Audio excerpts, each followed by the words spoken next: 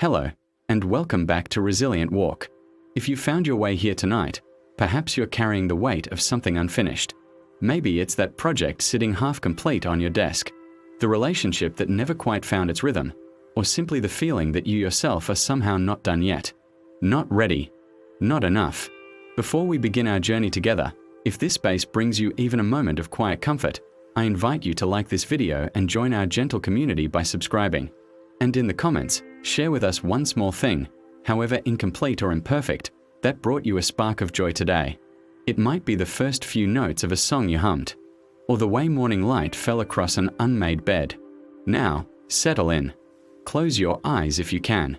Let's travel together to a small village nestled between rolling hills where the mist clings to ancient stone walls, and where an old music teacher named Elena has just discovered something that will change everything she thought she knew about beauty. Elena had spent 40 years teaching music in the same little schoolhouse, with its creaking wooden floors and windows that rattled in the wind. She was known throughout the village for one thing above all else: her students' perfect performances. Every recital was flawless. Every note, precise. Every breath, timed to perfection. But lately, something had been eating at her heart like a slow, persistent ache. It started the morning she found herself standing in her empty classroom, sunlight streaming through those rattling windows, looking at rows of perfectly tuned instruments. Everything was ready. Everything was in its place. And yet, the room felt hollow, like a beautiful shell with nothing living inside. She couldn't shake the memory of little Thomas from her Tuesday class, 7 years old, with gaps between his teeth and fingers that fumbled over the piano keys. She'd spent months correcting his timing, his posture, and his technique. And gradually, something had dimmed in his eyes. The wild joy he'd brought to those first lessons and the way he used to sway with the music even when he hit the wrong notes had slowly, quietly disappeared. That evening, Elena sat at her own piano, a weathered upright that had belonged to her grandmother. She began to play a piece she'd performed flawlessly hundreds of times. But halfway through the second movement, her fingers found themselves wandering, playing with the melody, adding a trill here, a pause there. The music became something new, something unplanned. And it was beautiful. But when she realized what she'd done, deviated from the written score, she stopped abruptly, her hands falling to her lap. Even in her own home, in the gentle lamplight of evening, she couldn't allow herself the freedom to play imperfectly. The crisis came on a Thursday morning in October, when the autumn air carried the scent of wood smoke and dying leaves. Elena was preparing her advanced students for the regional competition, the crown jewel of her teaching year. This was what everything had been building toward. Months of practice, of polishing every phrase until it gleamed like marble. But as she listened to Sarah, her most promising student, perform the final piece, a complex classical arrangement they'd rehearsed countless times, something broke open in Elena's chest. The performance was perfect, technically flawless. Every note exactly where it should be, every dynamic precisely controlled.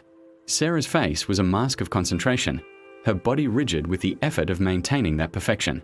And Elena realized with a clarity that felt like cold water, there was no soul in it, no breath, no life.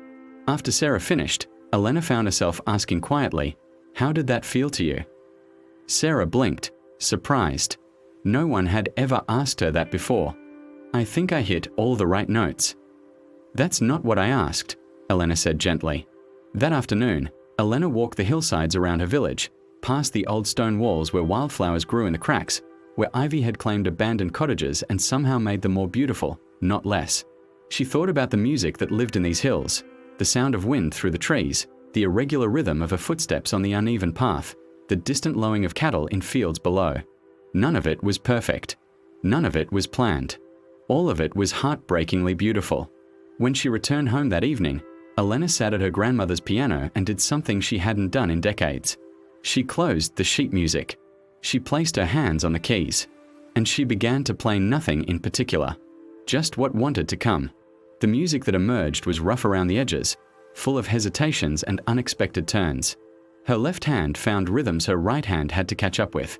She played melodies that seemed to ask questions rather than provide answers.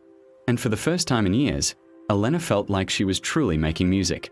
The revelation came not in a flash, but like dawn breaking slowly over those misty hills. Elena began to notice things she'd overlooked for 40 years. In the village square, she watched children playing, their laughter never quite in rhythm, their games starting and stopping without clear beginnings or endings.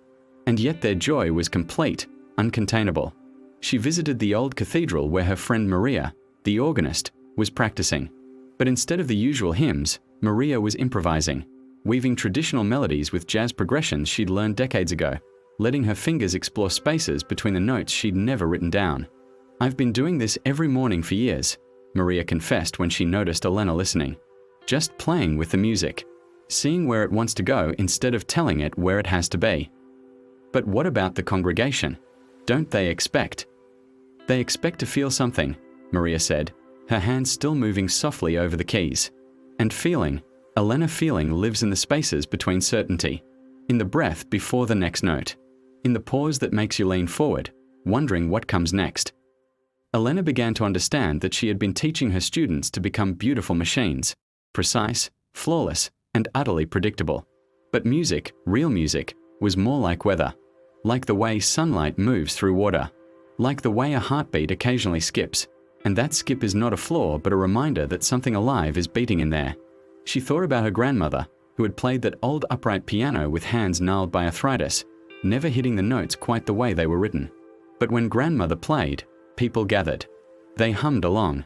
They cried. They danced in the small kitchen while bread rose in the oven. The next week, Elena did something radical.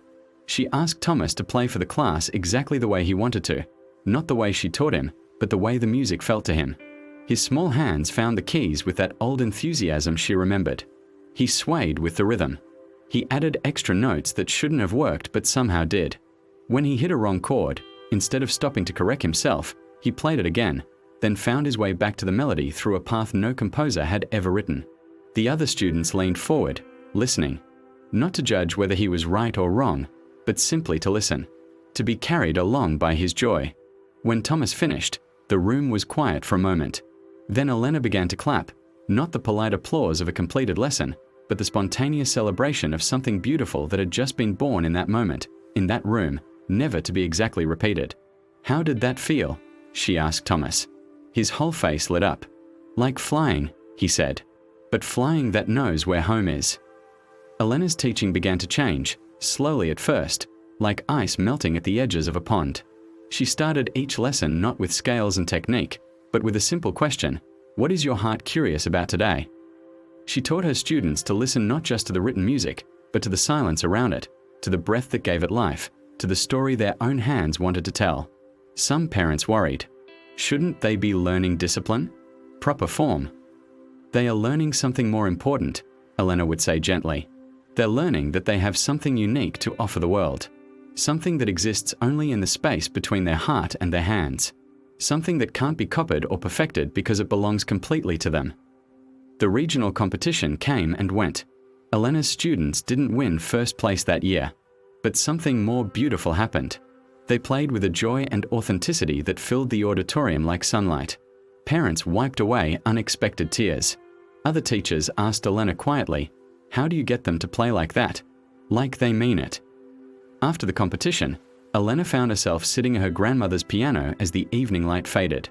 Her hands moved over the keys, playing a melody that was part remembered lullaby, part jazz standard, part something entirely her own. The music wasn't perfect. Her fingers weren't as nimble as they once were. There were pauses where she searched for the next phrase, moments where the melody wandered into unexpected territory and had to find its way home. But it was complete in a way that perfection never could be. It was finished not because it had reached some predetermined endpoint, but because it had said what it needed to say in that moment, in that lamplight, with those particular hands on those particular keys. Elena realized that she had spent decades trying to create finished symphonies, when what the world actually needed was the courage to begin, to explore, to play in the spaces between the written notes, to trust that beauty doesn't require completion. It requires only honesty, presence, and the willingness to let something new be born. The most profound music, she understood now, wasn't the music that answered all the questions perfectly.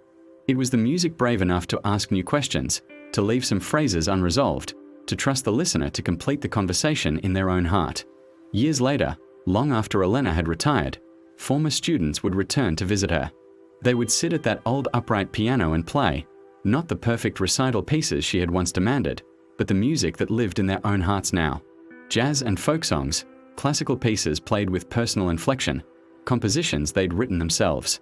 And Elena would listen with tears in her eyes, knowing that she had finally learned the teacher's greatest lesson: how to give her students permission to be beautifully, courageously, permanently unfinished. Perhaps you recognize Elena's journey. Perhaps you, too, have been trying to perfect yourself into completion, to polish your life until it gleams with the kind of flawless finish that leaves no room for breath, for growth, for the unexpected grace that comes from leaving some spaces unfilled. What if the most beautiful parts of your existence aren't the moments when everything is resolved and complete, but the spaces in between? The morning when you're still figuring out what you believe. The relationship that continues to deepen precisely because it hasn't been reduced to a simple story. The creative project that teaches you something new each time you return to it. What if your life is not a problem to be solved, but a song to be played? Not a test to be passed, but a dance to be danced, with pauses and improvisations and moments when you're not quite sure what the next step will be. The world will tell you that you're not ready yet, that you need more practice, more certainty, more control before you're qualified to take up space, to contribute something meaningful, to matter. But Elena's students teach us otherwise. They remind us that the most authentic beauty comes not from perfection, but from the courage to begin before we are ready. To play the music that's in us now, not the music we think we should have mastered by this point in our lives. Your unfinished symphony, your work in progress, your ongoing becoming, your beautifully incomplete story, is not a sign that you're behind schedule.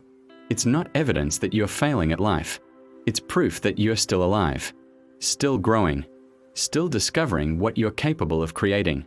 May you find the courage to embrace your own unfinished symphony, to play the notes you know while trusting that the melody will reveal itself as you go, to offer your imperfect music to a world that doesn't need another flawless performance. It needs your particular voice, your unique rhythm, your irreplaceable way of making meaning from the spaces between certainty. Be well, dear friend. Rest easy in your beautiful incompleteness. And remember, the song is not over. It's just getting to the good part.